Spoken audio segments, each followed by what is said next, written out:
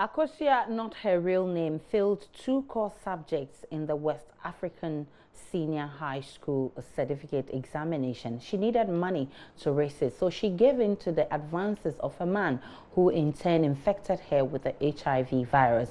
She's now one of the over 335,000 persons living with HIV in Ghana. Akosia has been sharing her story with Faustina Safo in our latest Hotline documentary, My Status. Here are excerpts.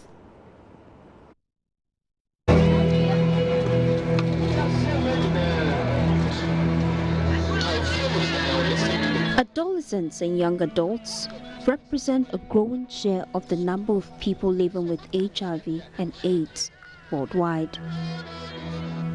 According to a UNICEF report, 510,000 young people between the ages of 10 to 24 were newly infected with HIV in 2018 alone.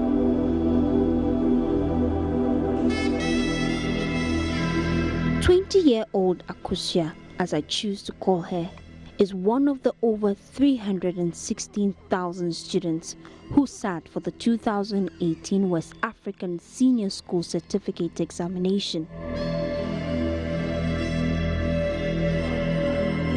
Days before the examination, all Form 3 students were asked to assemble at the dining hall. Medical practitioners from a non-governmental organization had come to lecture them on HIV and AIDS. For Akosia, it will be the first time she gets tested. So after they were done with the talk, they told us to go and test.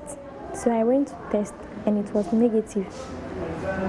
So I was free, I went away. Once the results were finally out, but contrary to expectations, Akosia failed in 2 core subjects and had to resit the exams. Her parents could barely afford her fees the first time. Paying for another was beyond their means. Akosia started her own business selling noodles at night with the hope that she would be able to gather enough money to resit the exams.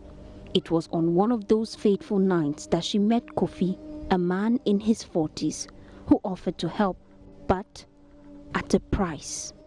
I had no support, so I was working. That's where I met the man, and he said the way I'm hardworking, he wants to help me. So he guaranteed to pay for my fees, my remedial fee. So he gave me the money to go and register, and later on he invited me to his house. I went to his house. I didn't know what came, and we had sexual intercourse. Intergenerational sex occurs when a young woman decides to have intercourse with a man 5 or more years older, and vice versa. Months after their intercourse, Akosia started experiencing unusual symptoms. I started falling sick here and there. When I go to the hospital, the doctor said nothing was wrong with me. And they don't even give me medicine.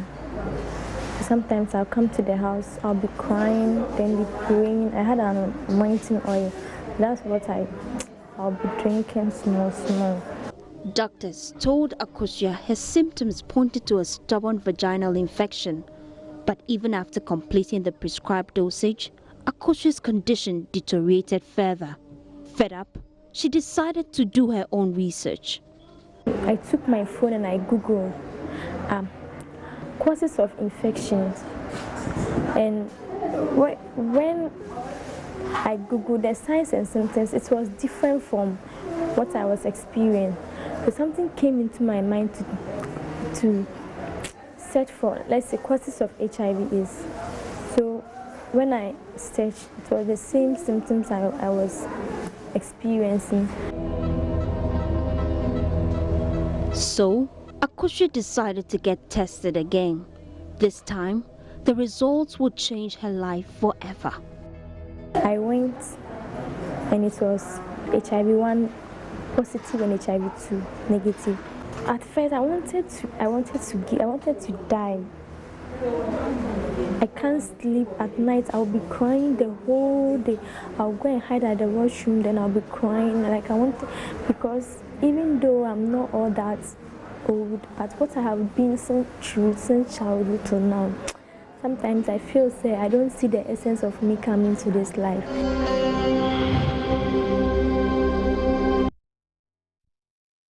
Adolescents and young adults represent a growing share of the number of people living with HIV and AIDS in Ghana. Out of 19,931 new infections recorded in 2018, 16,614 were adolescents and young adults between the ages of 15 and above.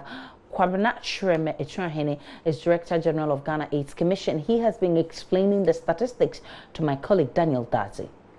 HIV affects all segments of the population, but in the particular case of young people between 15 to 24 years, as at the end of 2018, the persons living with HIV within this age range, 15 to 24 years, was about 37,411. Of this number, 15,750 were children who were born with HIV, which means they acquired it perinatally, and the rest acquired it through mostly sexual intercourse and other modes of transmission. And in the case of sexual intercourse, we understand that intergenerational sex is a major issue. And I think your documentary has alluded to that. And other research have also found that intergenerational sex accounts for quite a good number of new HIV infections in the country. So we are focusing on in the schools. We have school alert program in the secondary schools especially. And at the primary schools too, we have integrated HIV into the curriculum to ensure that teachers present HIV as example of some of the lessons, they teach in the classroom, so that children will also pick up the HIV information, especially prevention, at an early age in the institution. We all have to work together. For example, parents should take interest in what their children do, because in many of the secondary schools, we have boys who are being lured into same-sex relationships.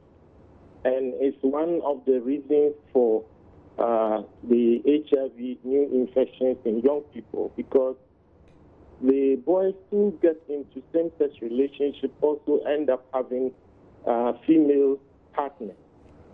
And we know that same-sex relationship actually is about 6 times, there's about 6 times the risk of contracting HIV compared to vaginal sex, because our future is dependent on the young people. And if we are able, if HIV... My status airs tonight at 8:30 p.m. Please make a date. But my colleague Faustina Safo, who put together that piece, joins me in the studio. Good to see you, Faustina. Thank you very much. Good job Aisha. You've done there. Thank you. Even though it's rather sad listening to Dr. Chouahene, but what did you gather whilst you were researching and putting together this documentary? Thank you very much, Aisha. I apologize for my voice. I've been fighting a cold for some days now. But whilst doing the documentary, first of all, what started the documentary was the statistics. In 2018, the Ghana AIDS Commission says they had over 19,000 new infections, and over 16,000 of that number were young people, adolescents and young adults. So it made me wonder why the rise within this age group. And so whilst we're filming the documentary, it was very difficult getting people to admit on camera their status. And we realized that mostly unprotected sex is one major mode of transmission, as well as intergenerational sex, where we have older men sleeping with the younger women and vice versa.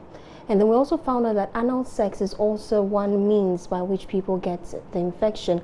But unfortunately, we tried to get people admit on camera they've been having anal sex. We got 3 people who were actually having anal sex and got the infection through it, but they didn't want to admit on camera.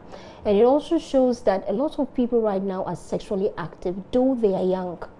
But because of awareness campaign have dwindled over the years, they fail to use protection when having sex, and that's mostly the cause of the rise in infection amongst this age group. No, that's very interesting. But what really pushed all these people into this thing? I heard you speak with one of the girls over there, and she talked about how she has suffered.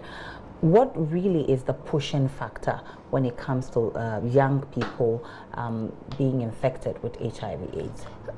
For one reason, we know that pressures of life is one. People want to get the good things in life at the very affordable rate. They don't want to work for it. So young people are more explorative. They want to do a lot of things. And unfortunately, there's a market out there that are very much interested in young people. So mostly when they want to go out, they want to explore. I don't know, but back in school, when it's Val's Day, you receive gifts from friends. And when your friends receive gifts from their boyfriend, you also want to explore the same.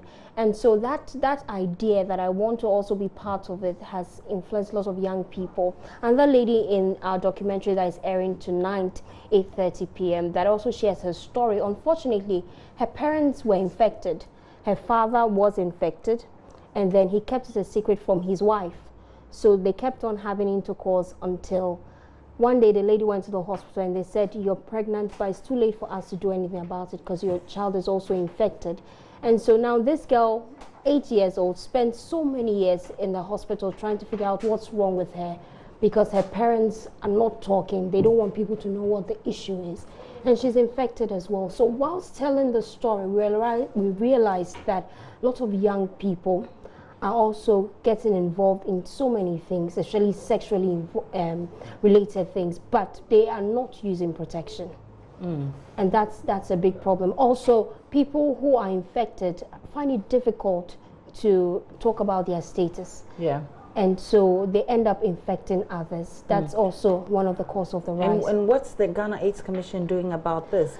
Well, Atwahini, when we spoke to him, he said that currently awareness campaign has dropped. And he admitted that, unfortunately, he blames it to donor funding. Now, when the disease first broke out in Ghana in the 1980s, we had a lot of donors coming in to sponsor awareness campaigns. However, that is not same now. You know, we're pushing the Ghana Beyond AIDS agenda. And we are moving forward as a country. So we don't have that much donor funding as we used to when it comes to advertising HIV-related issues. So many young people, how much is the country itself injecting into dealing with this disease? Great questions. We need to find out how much the government is injecting into it, because we don't seem to be seeing any adverts on TV. I don't know, I stand to be corrected, but you hardly see adverts on TV talking about HIV and AIDS. And now young people, they know that you can get contraceptives, and so you don't have to get pregnant. So then they know that, okay, I can have sex, but I don't necessarily have to get pregnant. They are contraceptives, but we fail to let them understand that you need to use protection. Thank you very much, Faustina Safo, for the great job you've done there. This documentary, My Status, airs at 8:30 this evening on this channel. Please make a date with us.